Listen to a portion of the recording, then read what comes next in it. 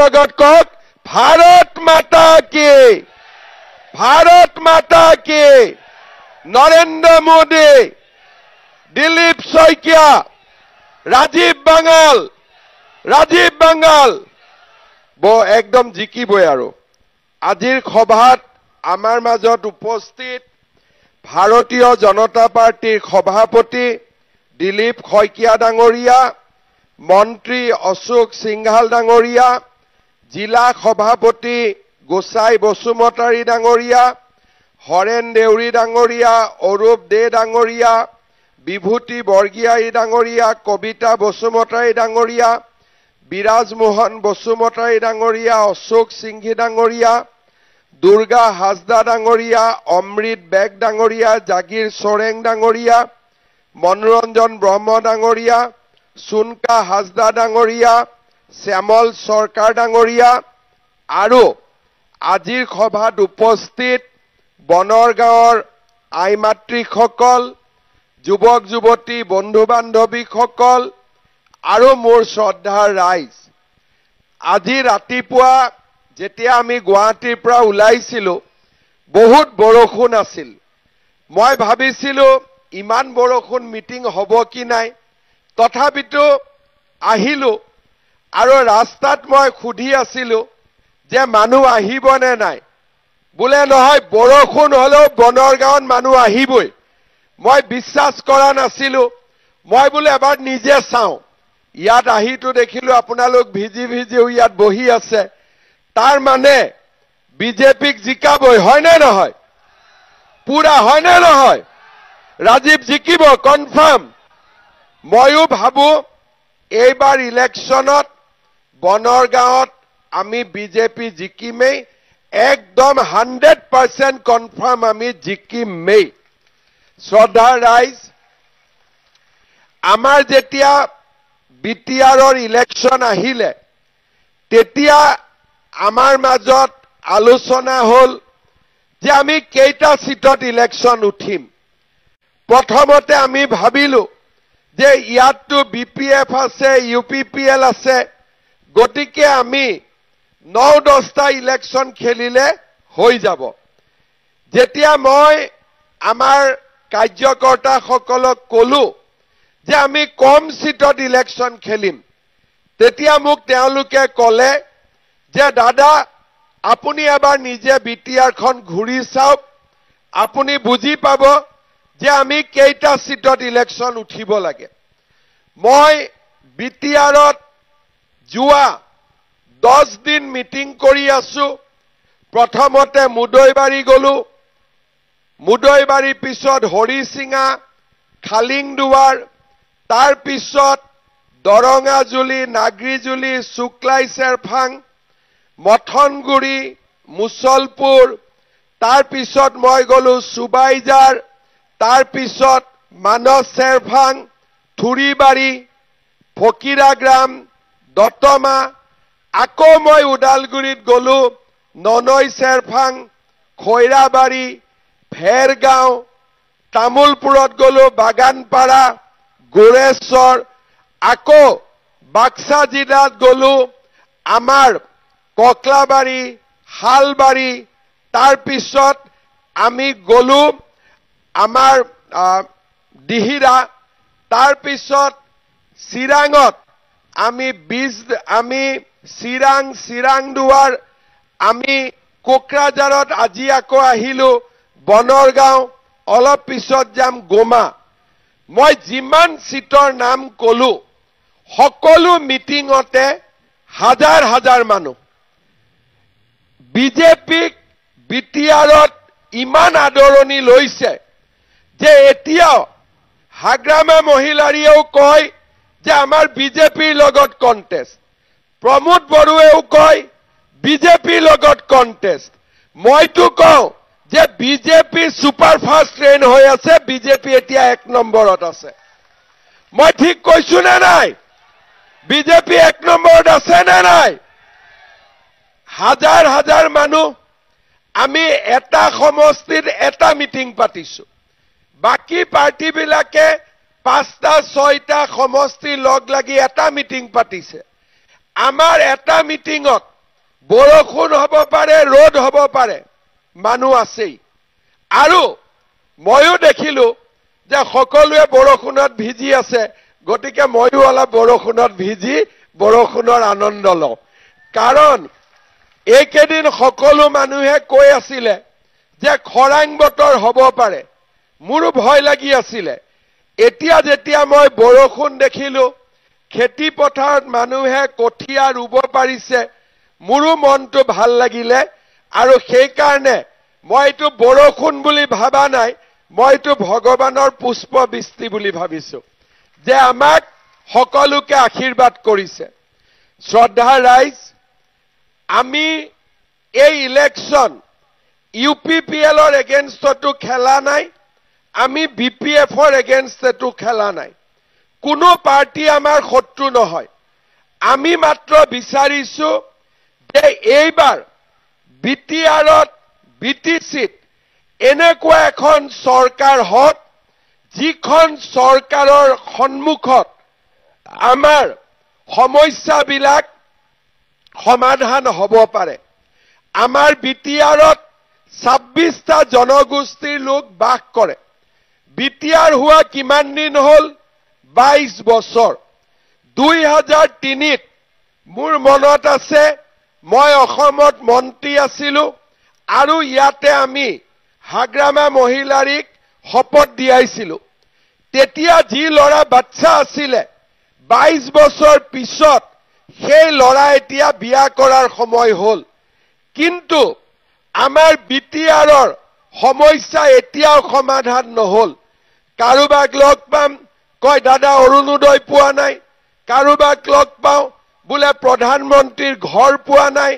কাৰোবাক লগ পাওঁ, বোলে চাকৰি পোৱা নাই। কাৰোবাক লগ পাওঁ, বোলে মাটিৰ কাগজ হোৱা নাই। আৰু আমাৰ আজি যদি আমি চাব যাওঁ, সেই কেতিয়াবাই আদিবাসী আমাৰ সংঘৰ্ষ হৈছিলে, তাত কেম্পত থকা মানুহবিলাকে এতিয়াও টকা পোৱা নাই। আমাৰ সমস্যা বহুত। এতিয়া এই সমস্যাবিলাক আমি সমাধান কৰিব লাগিব। মই একেদিন BTRত য'তেই গৈছো, এটা এটা সমষ্টিত ৰাইজে 3খন দলং বিচাৰিছে, 4খন দলং বিচাৰিছে। যাতায়াতৰ সমস্যা, ৰাস্তাৰ সমস্যা, স্কুলৰ সমস্যা। কিন্তু আজি 22 বছৰত আমি দেখা পাইছো যে BTRত চৰকাৰ থকা সত্ত্বেও BTRে ৰাইজৰ সমস্যা সমাধান কৰিব পৰা নাই। পেপাৰত ডেইলি শুনো, বোলে কন্ট্ৰেক্টৰ বিলাকে 1000 কোটি টকা পাব বাকী আছে। যদি মোদী দিল্লীত আছে, দিছপুৰত আমি আছো, এই BTRত যদি সমস্যাবিলাক সমাধান হ'ব লাগিব, তেতিয়াহ'লে আমাক ইয়াত BJPৰ শক্তিশালী ভূমিকা কোকৰাঝাৰত থাকিব লাগিব, নহ'লে BTRৰ সমস্যা কেতিয়াও সমাধান নহয়। মই সকলো মিটিঙতে কৈছো যে এইবাৰ BTRত কোনো দ্বিতীয় শ্ৰেণীৰ নাগৰিক নাথাকিব, সকলো প্ৰথম শ্ৰেণীৰ নাগৰিক এইবাৰ BTRত হ'ব লাগিব। মোক সাংবাদিকে সোধে যে প্ৰথম শ্ৰেণী কি, দ্বিতীয় শ্ৰেণী কি? মই তেওঁলোকক সিম্পল ভাষাত বুজাই দিওঁ যে যোনে অৰুণোদয় পাইছে সি প্ৰথম শ্ৰেণী, যোনে অৰুণোদয় পোৱা নাই সি দ্বিতীয় শ্ৰেণী। যাৰ মাটিৰ কাগজ আছে সি প্ৰথম শ্ৰেণী, যাৰ মাটিৰ কাগজ নাই সি দ্বিতীয় শ্ৰেণী। যি কন্ট্ৰেক্টৰে বিল পাইছে সি প্ৰথম শ্ৰেণী, যোন কন্ট্ৰেক্টৰে বিল পোৱা নাই তেওঁ দ্বিতীয় শ্ৰেণী। যোনে ঘৰ পাইছে তেওঁ প্ৰথম শ্ৰেণী, যোনে ঘৰ পোৱা নাই তেওঁ দ্বিতীয় শ্ৰেণী। সেইকাৰণে BJP যদি চৰকাৰ হয়, তেতিয়া বা কোকৰাঝাৰত BJPৰ যদি শক্তিশালী ভূমিকা থাকে, ইয়াতে কোনো দ্বিতীয় শ্ৰেণীৰ নাগৰিক নাথাকিব, প্ৰথম শ্ৰেণীৰ নাগৰিক হ'ব। কেইদিনমান আগতে মই ওদালগুৰিত গৈছিলো। মই ৰাইজক সুধিলো যে অৰুণোদয় কোনে কোনে পাইছে হাত উঠাওক। অকণমান মানুহে হাত উঠালে, কিন্তু মই যদি নলবাৰীত গৈ সুধো যে অৰুণোদয় কিমানে পাইছে, চবেই হাত উঠায়। যদি ডিব্ৰুগড়ত গৈ সুধো অৰুণোদয় কিমানে পাইছে, চবেই হাত উঠায়। তেতিয়া মই ওদালগুৰিত যেতিয়া মই সুধিলো যে কিমানে অৰুণোদয় পাইছে, মানুহে হাত বহুত কম উঠালে। মই চিন্তা কৰিলো ঘটনাটো কি। মই ডিচিক সুধিলো যে এই যে অৰুণোদয় আঁচনি মই যে প্ৰত্যেক সমষ্টিত 40,000 মহিলাৰ কাৰণে পঠাইছো, আপুনি ফৰ্মবিলাক কাক দিছে? বোলে ছাৰ মই VCDCক দিছো। মই বোলে এইটো কি বস্তু? বোলে মই VCDCক দিছো ছাৰ। মই বোলে ফৰ্ম আপোনাক দিলো দুখীয়া মানুহক দিবৰ কাৰণে, এই VCDCটো আকৌ কৰ পৰা ওলাল? ই কি বৰালি মাছ নেকি, সৰু সৰু মাছ খোৱা? সেইকাৰণে মই এটা কথা বুজি পালো যে বড়োলেণ্ডত যেতিয়ালৈকে VCDC থাকিব তেতিয়ালৈকে গৰীব মানুহে কোনো আঁচনি নাপায়, তেতিয়ালৈকে গৰীব মানুহৰ কোনো উন্নতি নহয়। বোলে ঘৰৰ লিষ্ট কোনে বনাব? বোলে VCDCয়ে বনাব। বোলে অৰুণোদয় কোনে দিব? VCDCয়ে বনাব। আৰে টকা দিছো মই, টকা দিছে মোদীয়ে, এই মাজত VCDC কৰ পৰা ওলালে? সেইকাৰণে এইবাৰ বিজেপিৰ চৰকাৰ হ'ব, মোদীয়ে ঘৰ বনোৱা টকা দিব, ডাইৰেক্টলি মানুহে পাব। অৰুণোদয় টকা মই দিম, ডাইৰেক্টলি মানুহে পাব, মাজত কোনো VCDC নাথাকিব।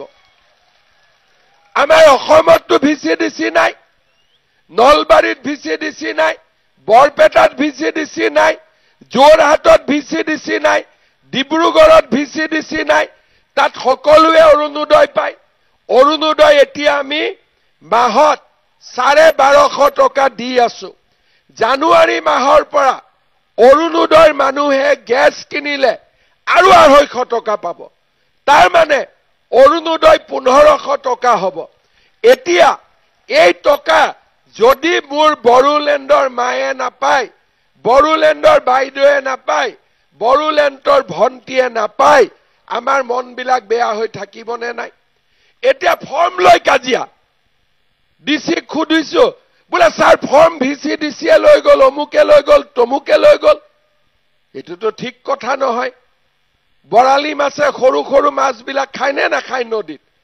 তেনেকে আমাৰ VCDCত সৰু সৰু মানুহবিলাকক BTRত VCDC বিলাকে খাই আছে। পইচা নিদিলে একো নহয়। পইচা নিদিলে না ঘৰ পায়, না পইচা নিদিলে অৰুণোদয় পায়, একো নাপায়। তেনেকেতো নহব। সেইকাৰণে এইবাৰ বিজেপিৰ চৰকাৰ আহক বা BPF আহক, UPPL আহক, পিছৰ কথা, কিন্তু বড়োলেণ্ডত VCDC দালালি চলিব নোৱাৰিব। কাৰণ গৰীব দুখীয়া মানুহে একো নাপাব। প্ৰধানমন্ত্ৰীয়ে ঘৰ বনাব টকা দিয়ে, ঘৰ বনোৱা টকা একাউণ্টত যাব লাগে, বোলে ইয়াতে VCDCয়ে ঘৰ বনাব। আৰে গৰীব মানুহৰ পইচা আমি গৰীবক দিব লাগিব নে আমি VCDCক দিব লাগিব? সেইকাৰণে বড়োলেণ্ডত BTRত যদি পৰিৱৰ্তন লাগে তেতিয়াহ'লে আমি কাক ভোট দিব লাগিব? আমি বিজেপিক ভোট দিব লাগিব। BPFৰ দিনত ঠিকাদাৰে কাম কৰিলে বা নকৰিলে, UPPLৰ দিনত পেমেণ্ট আছে, পেমেণ্ট নাই, কিন্তু টকা থাকিলেহে টকা দিব পাৰিব। টকা কৰ পৰা পাব? মোদীজীয়ে টকা দিলেহে টকা আহিব। আৰু মোদীজী টকা কোনে আনিব? দিছপুৰত বিজেপি আনিব। বিজেপিয়ে কাক দিব? কোকৰাঝাৰত দিব। তাৰ মানে আমাক দিল্লী, দিছপুৰ, কোকৰাঝাৰ ট্ৰিপল ইঞ্জিন চৰকাৰ থাকিলেহে আমাৰ ইয়াৰ সমস্যা সমাধান হ'ব। ইয়াতে সদায় আমি সৰু সৰু কথালৈ আমি পিছ পৰি আছো, সৰু সৰু কথালৈ আমি পিছ পৰি আছো। আজি আমাৰ বহুত মানুহ আছে এই BTRতে জন্মিছে, এই BTRতে মৰিব। ঘৰো আছে, পাকা ঘৰো আছে, কিন্তু কাগজ নাই।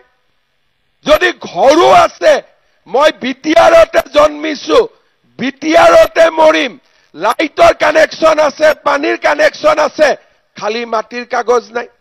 এইটো কেনেকুৱা কথা হ'ব পাৰে? যদি নাই, যদি একো নাই, কিন্তু সব আছে, কিন্তু সব থাকিও একো নাই।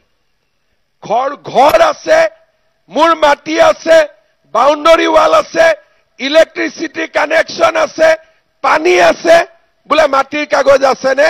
বোলে মাটিৰ কাগজ নাই। আৰে এইটো কেনেকুৱা কথা? যদি নাই, যদি একোৱে নাই, সব আছে, দোকান আছে, লাইসেন্স আছে, মটৰচাইকেল আছে, গাড়ী আছে, সব আছে, কিন্তু মাটিৰ কাগজ নাই। আৰে নাই যদি একো নাই, কিন্তু যদি সব আছে, তেতিয়াহ'লে সবজি, মাছ, মাংস সব আছে, খালি নিমখটো নাই। হয় নে নহয়? সবে আছে, খালি নিমখটো নাই। তে নিমখ নাখালে আঞ্জাখন কেনেকে ভাল লাগিব? বোলে সব আছে, গোটেইখিনি আছে, ইয়াতে মাটিও আছে, ঘৰো আছে, ইলেক্ট্ৰিচিটিও আছে, পানীও আছে, ৰাস্তাও বনাইছো, দলঙো বনাইছো, নামঘৰো বনাইছো, বাথৌ মন্দিৰো বনাইছো, গীৰ্জাও বনাইছো, খালি কি নাই? বোলে কাগজটো নাই। তাৰ মানে কথাটো কি? তাৰ মানে এইটোৱে কথা যে বিটিআৰত ৰাইজৰ লগত কথা পাতি সমস্যাবিলাক সমাধান কৰিবৰ বাবে মানুহে সাহস নকৰে। কথা পাতিব লাগিব, কথা পাতিব লাগিব যে এওঁটো ইয়াতেই জন্মিছে, ইয়াতেই মৰিব, বাংলাদেশতো মাটি নাই কাৰো, ক'ত যাব? এই কথাখিনি ইয়াত খোলাখুলি কোনেও নাপাতে। কিন্তু আমাৰ কোনো সমস্যা নাই, কাৰণ বিজেপি মানে সকলোৰে পাৰ্টি, বিজেপি মানে সকলোৰে দল। আমাৰ মনত ক্লিয়াৰ আছে যে বিটিআৰ ভাল হ'ব লাগে। 26টা জনগোষ্ঠীৰ ৰাইজে বিটিআৰক আদৰণি জনাব লাগে, আৰু আমাৰ বিটিআৰখনত কোনো সমস্যা থাকিব নালাগে। আজি অসমত চাকৰি হয়, কামাণ্ডো বেটেলিয়ন, পুলিচ বেটেলিয়ন, গৰীব হলে চাকৰি পায়, 1 পইচাও ঘুষ দিব নালাগে। কোনবাই যদি দিছপুৰৰ চাকৰিত গৰীবৰ পৰা তামোল পাণ এখন লয়, চিধি জেলৰ ভিতৰত যাব লাগিব, তাৰ বাহিৰত থকাৰ কোনো ৰাস্তা নাই। কিন্তু গুৱাহাটীৰ চাকৰি যেনেকে সকলোৱে পায়, দিল্লীৰ চাকৰি যেনেকে সকলোৱে পায়, বিটিআৰৰ চাকৰিও, কোকৰাঝাৰৰ চাকৰিও সকলোৱে পাব লাগিব। লাগিব নে নালাগিব? কিন্তু আজি গৰীব দুখীয়া মানুহৰ এই বিশ্বাস এতিয়াও অহা নাই। আমি চেষ্টা কৰিব লাগিব যে সকলোৱে লগ লাগি, সকলো জনগোষ্ঠীৰ লোকে লগ লাগি আমি বিটিআৰক সফল কৰিব লাগিব। কিন্তু যদি আমি ৰাইজৰ সমস্যা সমাধান নকৰো, গৰীব মানুহে বেলেগ জায়গাত সব আঁচনি পাব আৰু বিটিআৰত নাপাব, মানুহৰ মন বেয়া হৈ থাকিব, মানুহৰ মন কেতিয়াও ভাল হ'ব নোৱাৰে। শ্ৰদ্ধা ৰাইজ, কোকৰাঝাৰত যেতিয়া বিজেপিয়ে শক্তিশালী ৰূপত কোকৰাঝাৰৰ চৰকাৰত বহিব আৰু ৰাইজে আশীৰ্বাদ কৰিব, আমাৰ ইয়াত একো সমস্যা নাথাকিব, আমি সমস্যাবিলাক সকলো সমাধান কৰিব পাৰিম। মোৰ এটাই প্ৰচেষ্টা, 22 বছৰ হৈ গ'ল, আৰু 5 বছৰ যদি যায় 27 বছৰ হ'ব। এইবাৰ ইলেকশ্যনত আমি এটাই চিন্তা কৰিব লাগিব যে বিটিআৰত কোনো যাতে দ্বিতীয় শ্ৰেণীৰ নাগৰিক নাথাকে, সকলো প্ৰথম শ্ৰেণীৰ নাগৰিক হ'ব পাৰে, সকলোৱে আনন্দ কৰিব পাৰে, সকলোৱে ফূৰ্তি কৰিব পাৰে, কাৰো মনত যাতে দুখ নাথাকে। আৰু সেই কাৰণে এইবাৰ বিজেপিয়ে ভাল কৰি ইলেকশ্যন উঠিবৰ কাৰণে চেষ্টা কৰিছে।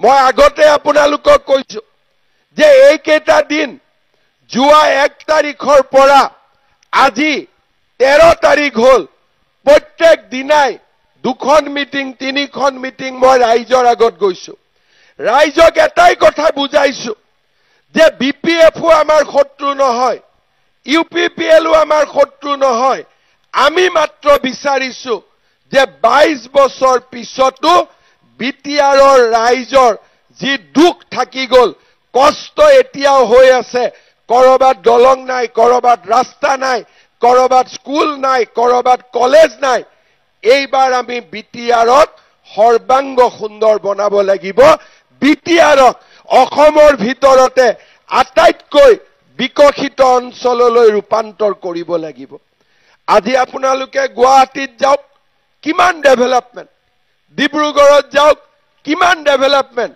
আজি নলবাৰীত যাওক কালি মই দিনত নলবাৰীত গৈ আছো নলবাৰী টাউনত 4খনকৈ ফ্লাইঅভাৰ হৈছে আজি গুৱাহাটীলৈকে যাওক প্ৰতিটো দিনতেই নতুন নতুন কিবা হৈ আছে গৰীব দুখীয়া মানুহক চাওক অৰুণোদয় পাইছে মহিলা আত্মসহায়ক গোটে লাখপতি বাইদেউৰ টকা পাইছে ৰেশন কাৰ্ডত বিনামূলীয়া চাউল পাইছে চিকিৎসাৰ বাবে আয়ুষ্মান ভাৰতৰ কাৰ্ড পাইছে আজি 1 নৱেম্বৰৰ পৰা দুখীয়া মানুহে ৰেশন কাৰ্ডত চাউলৰ লগত দালি পাব নিমখ পাব চেনি পাব তাৰো ব্যৱস্থা আজি আমি কৰিছো কিন্তু এই আঁচনিবিলাক বিটিআৰৰ ৰাইজেও পাব লাগিব বিটিআৰৰ ৰাইজেও কোকৰাঝাৰৰ ৰাইজেও বনৰগাঁৱৰ ৰাইজেও এই আঁচনিবিলাক পাব লাগিব কেতিয়া এই আঁচনিবিলাক পাব যেতিয়া আমাৰ মানুহ দিছপুৰ কোকৰাঝাৰ ডাইৰেক্ট কানেকশন হ'ব মাজত কোনো ভিচিডিসি নাথাকিব তেতিয়াই আমাৰ সমস্যা সমাধান হ'ব কৰ পৰা আহে এইবিলাক মই বুজিয়ে নাপাওঁ ইলেকশন হৈ যাব কাজিয়া আৰম্ভ হৈ যায় দাদা মোৰ নামটো ভিচিডিসি দিয়ক মোৰ নামটো ভিচিডিসি দিয়ক আৰে কিয় দিব লাগে তাৰ মানে গৰীব দুখীয়া মানুহে যাতে চৰকাৰৰ একো স্কিম নাপায় সদায় মাজৰ মানুহ চলি থাকে আজি আমি অসমত মাজৰ মানুহ নোহোৱা কৰি দিছো চাকৰি নামত দালালি নাই আঁচনিৰ নামত মাজৰ মানুহ নাই আজি আমি অসমত সব নোহোৱা কৰি দিছো ডাইৰেক্টলি চৰকাৰী চাকৰি আগতে এটা মেজিষ্ট্ৰেটৰ চাকৰি 1 কোটি টকা দিব লাগিছিল এতিয়া তামোল পান এটা খাব কোনে হিম্মত নকৰে দুখীয়া দুখীয়া মানুহ এসিএস হৈছে দুখীয়া দুখীয়া মানুহ ডিএসপি হৈছে আগতে কংগ্ৰেছৰ দিনত 1 কোটি টকা দিব লাগিছিল আজি সবজি বেপাৰী লৰা ছোৱালীয়ে ঘৰত যদি 3টা বাচ্চা আছে 3টাই চাকৰি পাইছে খালি মেৰিটত পঢ়িছে পুলিচত দৌৰিছে চাকৰি পাইছে কমান্ডো বেটালিয়ন দৌৰিছে চাকৰি পাইছে কিয় অসমত আমি মাজৰ মানুহ নোহোৱা কৰিছো যে কোনো কামত মাজৰ মানুহ থাকিব নোৱাৰে আৰু লগে লগে আমাৰ ৰাজ্যখনৰ উন্নতি হৈছে মই বিচাৰো যে বিটিআৰৰ ৰাইজেও একে সুবিধা পাব লাগে মই আপোনালোকক খুদিম অৰুণোদয় কোনে কোনে পাইছে হাত দাঙকচোন আৰু যোনে যোনে পোৱা নাই হাত দাঙক যোনে যোনে নাই পোৱা এটা পোৱাটো বেছি না নোপোৱাটো বেছি নোপোৱাটো বেছি কিন্তু যদি মই বেলেগ জায়গাত গৈ খুদু যে কেইজনে পোৱা নাই নোপোৱাটো কম পোৱাটো বেছি ইয়াতে নোপোৱাটো বেছি আৰু পোৱাটো কম কাৰণ বেলেগ জায়গাত ভিচিডিসি নাই ইয়াত মাজত ভিচিডিসি সোমাই আছে বেলেগ কথা একো নাই মই ঠিক কথা কৈছো না নাই আৰু মই ডাইৰেক্ট কথা কওঁ মই সিধা সিধি কথা কওঁ আৰু সেই কাৰণে আজি আমাৰ অসমত উন্নতি হৈছে শ্ৰদ্ধাৰ ৰাইজ আপোনালোকে মনত পেলাব যে বিজেপি চৰকাৰে আজিলৈকে বিটিআৰত যি হৈছে বিজেপি চৰকাৰৰ দিনত হৈছে বিটিচিৰ চুক্তিও বিজেপিয়ে কৰিছিলে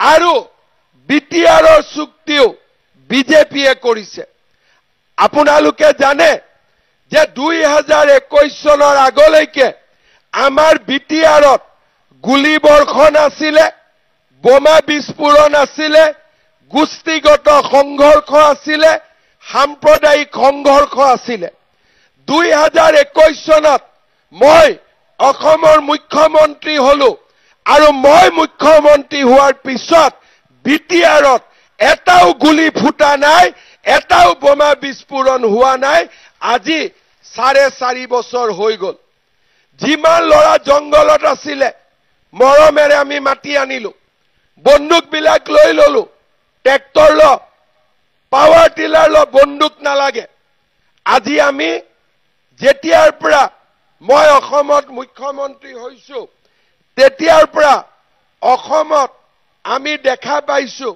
যে সম্পূৰ্ণ শান্তি আহিছে আগতে কোকৰাঝাৰ বনৰগাঁও আগতে ইলেকশন হৈছিলে কাক ভোট দিব লাগে মটৰসাইকেলত লৰা আহিব বন্দুক থাকিব বলে অমুকক ভোট দিব লাগিব কিন্তু আজি যোন পাৰ্টিয়ে নহক ৰাইজক বন্দুক দেখুৱাই ভোট খোজা নাই নমস্কাৰ কৰি ভোট খুজি আছে যে মোক ভোট দিয়ক নমস্কাৰ কৰি আছে কিয় বিজেপিয়ে শান্তি আনিলে বিজেপিয়ে ৰাইজক গণতান্ত্ৰিক অধিকাৰ ঘূৰাই দিলে যিসকল কোকৰাঝাৰত 50 ইয়াৰ প্লাস এই বনৰগাঁৱৰ মিটিঙত আহিছে তেওঁলোকে কব যে কোকৰাঝাৰত আগত ইলেকশন কেনেকে হৈছিল কোনো মিটিং নাই কোনো পলিটিক্যাল পাৰ্টি নাই মটৰসাইকেলত আহিব বন্দুকত কব অমুকক ভোট দিবি আৰু ভোট দিব যোৱাৰ আগতে ভোট শেষ এতিয়াতো তেনেকুৱা নহয় এতিয়া ৰাইজে সকলো বিপিএফও আহিব ৰাইজক নমস্কাৰ কৰিব ইউপিপিএল আহিব ৰাইজক নমস্কাৰ কৰিব বিজেপি আহিব ৰাইজক নমস্কাৰ কৰিব কংগ্ৰেছ আহিব ৰাইজক নমস্কাৰ কৰিব বিটিআৰৰ কোনো মানুহে ভাবা নাছিল যে বিটিআৰত এনেকুৱা পৰিবেশ কেতিয়াবা আহিব পাৰে বুলি বিটিআৰত আগতে 6 মাহ গুলিকাণ্ড নহলে মানুহে ভাবে কি হল আজি 6 মাহ গণ্ডগোল নাই আজি 5 বছৰ হৈ গল বিটিআৰত কোনো গণ্ডগোল নাই কাৰো লগত কাজিয়া পেছাল নাই সম্পূৰ্ণ শান্তিত আজি বিটিআৰ আগবাঢ়িছে মই বিশ্বাস কৰো বিজেপিয়ে শান্তি আনিলে বিজেপিয়ে গণতান্ত্ৰিক অধিকাৰ আনিলে এবাৰ যদি বিজেপিয়ে সুবিধা পায় তেতিয়াহলে বিজেপিয়ে ৰাইজৰ সকলো দুখ একে বছৰতে নোহোৱা কৰি আমাৰ সমাজখনক আগুৱাই লৈ যাব পাৰিব শ্ৰদ্ধা ৰাইজ ৰাজীৱ বাঙাল মোক আপোনালোকৰ কেইবাটাও কামৰ বাবে অনুৰোধ কৰিছে আমাৰ ৰাজীৱ বাঙাল ডাঙৰীয়াই মোক কৈছে যে আমাৰ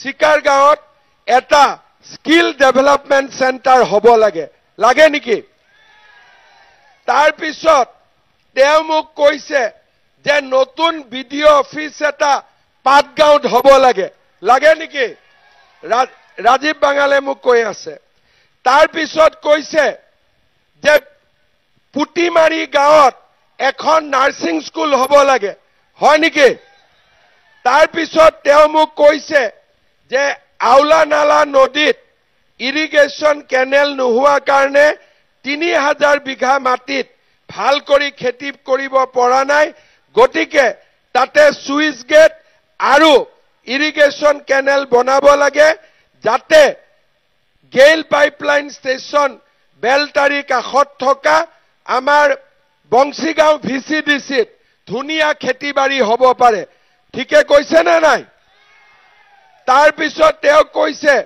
যে ডালুবাৰী আৰু বাংলাবাৰী টি গাৰ্ডেনত এটা মিনি ষ্টেডিয়াম হ'ব লাগে নে নালাগে তাৰ পিছত কৈছে যে বীৰ চিলাৰায়ৰ নামত এটা আমাৰ বাখাৰা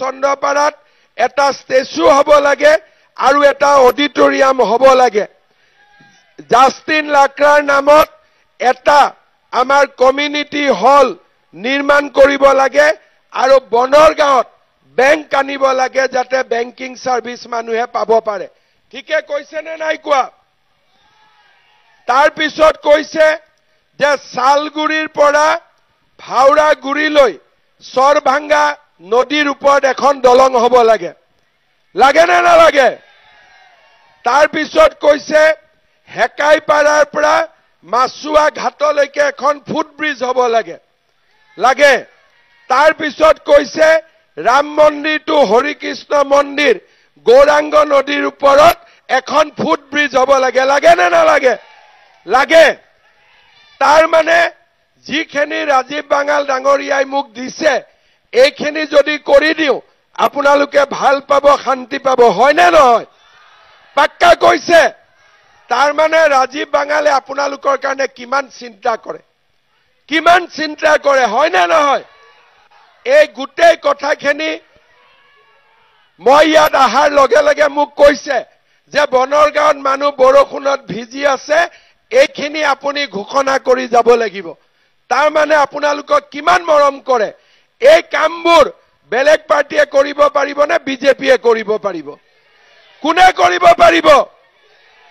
কৰিব পাৰিব অকল বিজেপিয়ে কৰিব পাৰিব শ্ৰদ্ধা ৰাইজ আমাৰ ইয়াত আদিবাসী গাঁৱৰ পৰা বহুত ৰাইজ আহিছে কেইদিনমান আগতে আদিবাসী শান্তি চুক্তিৰ বাবে ভাৰত চৰকাৰে 500 কোটি টকাৰ অনুমোদন দিছে ৰাজ্য চৰকাৰেও 500 কোটি টকা দিব আৰু গোষ্ঠীগত সংঘৰ্ষত যিসকল ৰিলিফ কেম্পত আছিলে তেওঁলোককো আমি পাবলগীয়া পইচা ইলেকশনৰ এছেম্বলি ইলেকশনৰ আগতে দিবৰ বাবে আমি চেষ্টা কৰিম অলৰেডি কাম আগুৱাই গৈছে শ্ৰদ্ধা ৰাইজ আপোনালোকক এটাই কথা খুদিম এইবাৰ ইলেকশনত বনৰগাঁৱত বিজেপি ইলেকশন খেলিব লাগে নে নালাগে সকলোৱে ক'ব লাগে নে নালাগে কেণ্ডিডেট ৰাজীৱ বাঙাল হ'ব লাগে কি নালাগে ৰাজীৱ বাঙাল কেণ্ডিডেট হ'ব লাগে নে নালাগে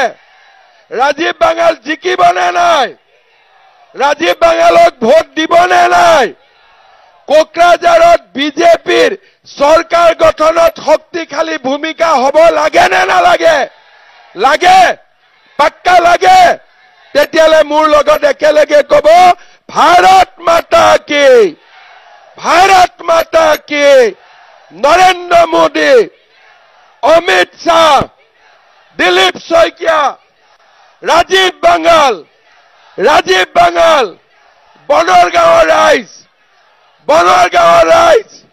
বনৰগাঁৱৰ ৰাইজ বহুত বহুত ধন্যবাদ সেপ্টেম্বৰত আকৌ আহিম ঠিক আছে ইলেকশনৰ মাজত আহিব লাগে নে নাই আৰু এবাৰ আজিতো বৰষুণত ভিজিলো সিদিনাখন আহিলে ভাত পানী খাই যাম ইয়াতে হ'ব পাক্কা ৰাজীৱ জিকিলে জিকাৰ পাৰ্টিটো আৰু ডাঙৰ কৰি খাম হ'ব জিকিব নে নাই ঠিক আছে বহুত বহুত ধন্যবাদ জয় হিন্দ বন্দে মাতৰম